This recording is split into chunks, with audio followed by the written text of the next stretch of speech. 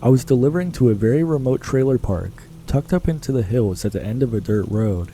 There was spaces for probably 12 to 16 trailers, but only a small handful were taken. The place was so run down and probably full of drugs, I doubt anyone actually paid rent there.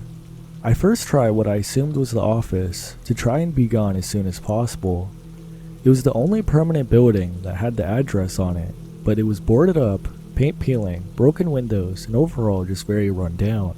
But the scariest part was there was childlike handprints on the broken windows and nowhere else. But I needed to deliver the package to whatever person called this place home. I made my way to where the GPS said the unit was. I parked the van and immediately noticed something that should have set off alarm bells, or at the very least made me reconsider trying to find this person. Just outside of my driver door was a frog leg that looked like it was removed from the frog with a pair of safety scissors.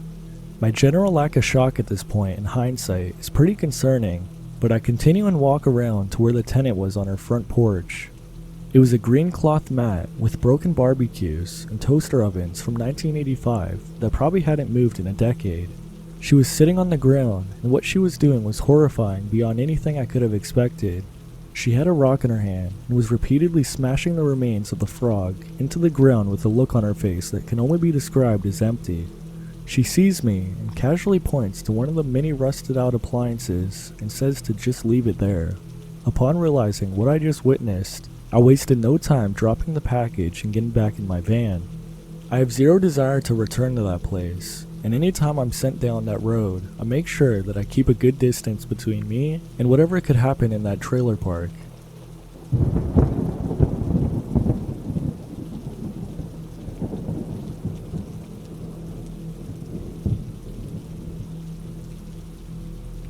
I used to work as a mail carrier.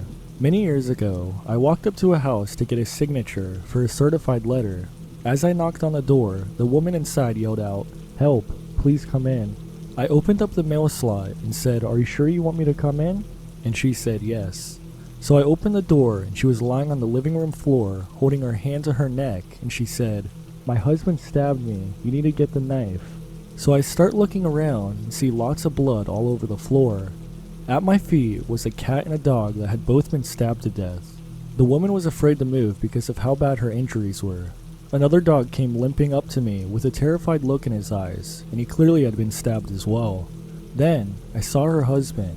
I looked down the hallway from the front door and saw him in the bathroom sitting on the toilet with his pants down. He had blood all over him. He was nearly unconscious.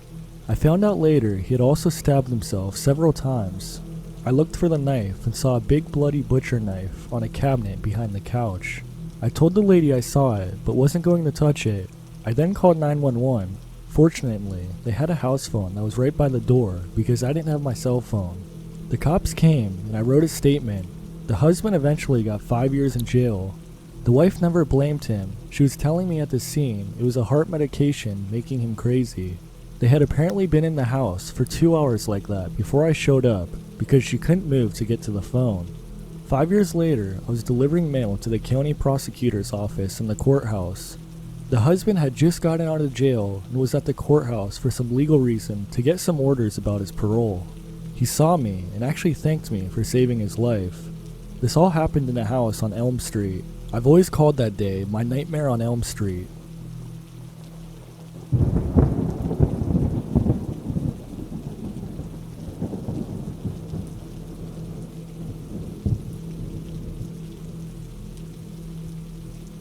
This story is from my dad, and he was a letter carrier for 40 years. For most of his time, he had a walking route where the mailboxes were on people's porches, and he said there was one house where he knew an old lady lived by herself, and every once in a while he would see her, and she would have the ugliest, meanest look on her face and snatch the mail out of my dad's hands.